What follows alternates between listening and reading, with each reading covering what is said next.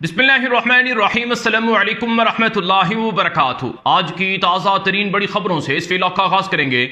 सबसे पहले हेडलाइंस आपके सामने रखेंगे। शाम के टुकड़े टुकड़े करने के लिए ग्रेटर इसराइल प्लान तेज हो चुका है।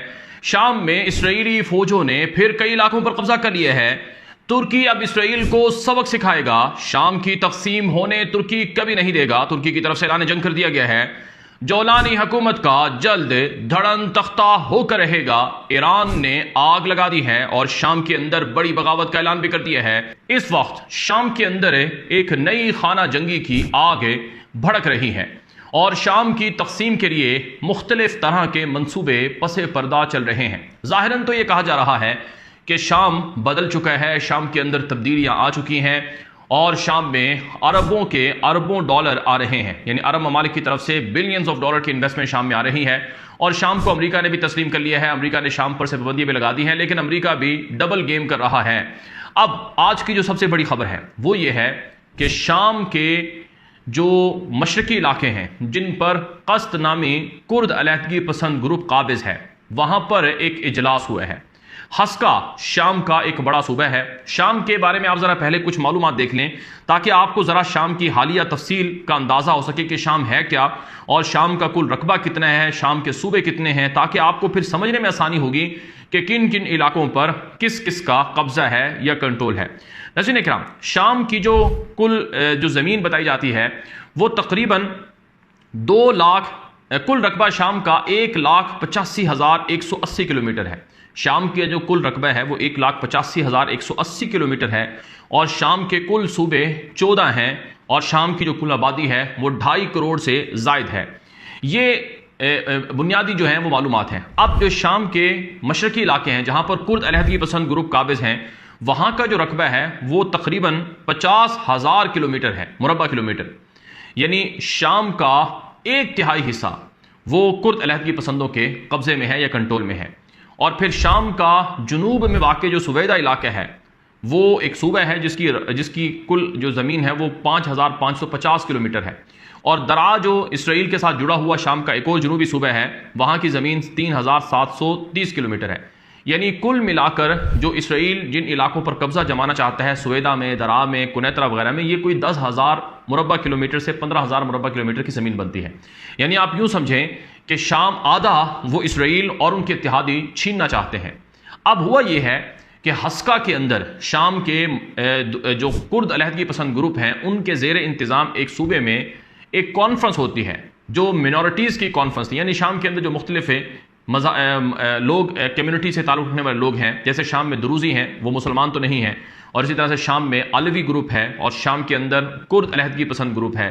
तो ये जो मुख्तलिफ तरह के ग्रुप्स हैं इनका एक इजलास हुआ है जिसमें मुश्तरका तौर पर इन जो मिनॉरिटीज़ थी या ये जो अलहदगी पसंद ग्रुप्स हैं, इन्होंने कहा कि हम शाम की हुकूमत को नहीं मानते हैं। यानी हम शाम में जो जौलानी की हुकूमत है, अहमद अशर की हुकूमत है, हम उसको नहीं मानते हैं और ये हुकूमत हमें कबूल भी नहीं है। इस हुकूमत ने हमें कोई हिस्सा नहीं दिया है। और इन तमाम जौलानी की मुखालिफ जितनी जमातें हैं इन्होंने कहा कि हम अलहदा से अपनी जद्दोजहद और मज़ाहमत जारी रखेंगे। यहाँ तक कि दुरूसियों का जो सरबराह है हिकमत अल हिजरी, उस हिकमत अल हिजरी इसने बाकायदा इसराइल से मदद मांगी है, अमेरिका से मदद मांगी है कि अमेरिका और इसराइल और दीगर आलमी बरादरी शाम के दुरूसियों की मदद करें जिनको जौलानी की फ़ौजें मारना चाहती हैं और शाम के सुवेदा इलाके को मुकम्मल तौर पर खुद मुख्तारी दी जाए। ये हिकमत अल हिजरी की तरफ से ऐलान किया गया है और इसने इसराइल का शुक्रिया अदा किया जिसने रिसेंटली होने वाले क्लैश में दुरूसियों की मदद की थी। सादा लफ्ज़ों में शाम तेल से, गैस से, सोने से माला माल है।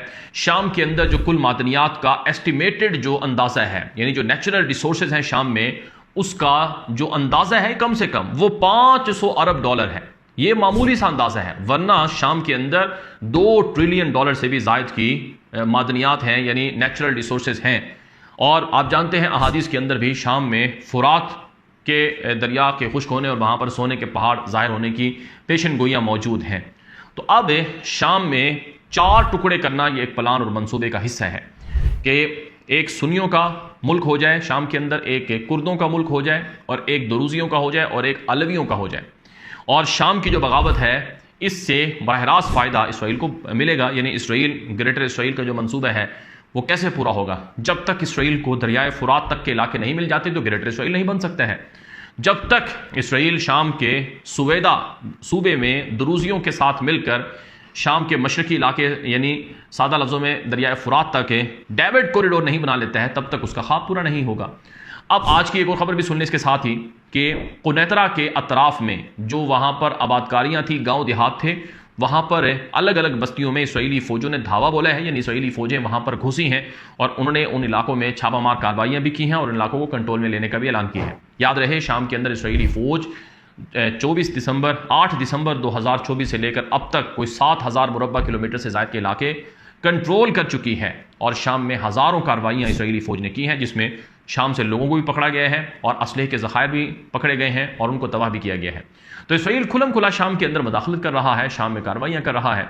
अब आज की एक और ख़बर भी सुन लें कि अली अकबर वलायती, ये शाम के हवाले से इन्होंने एक स्टेटमेंट दी है। अली अकबर वलायती ये ईरानी सुप्रीम लीडर अली खामनाई के खुसूसी मुशीर हैं।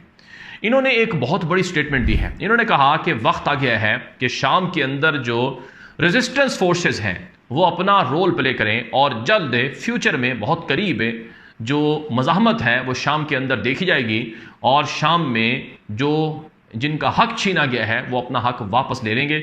अली अकबर विलायती जो ईरानी सुप्रीम लीडर के मुशीर हैं, उन्होंने खुलम खुला शाम के अंदर बगावत की हिमायत का ऐलान किया है और शाम की जुलानी हुकूमत का धड़न तख्ता करने का भी वादा किया है। ये ईरान के सुप्रीम लीडर के मुशीर का बयान है।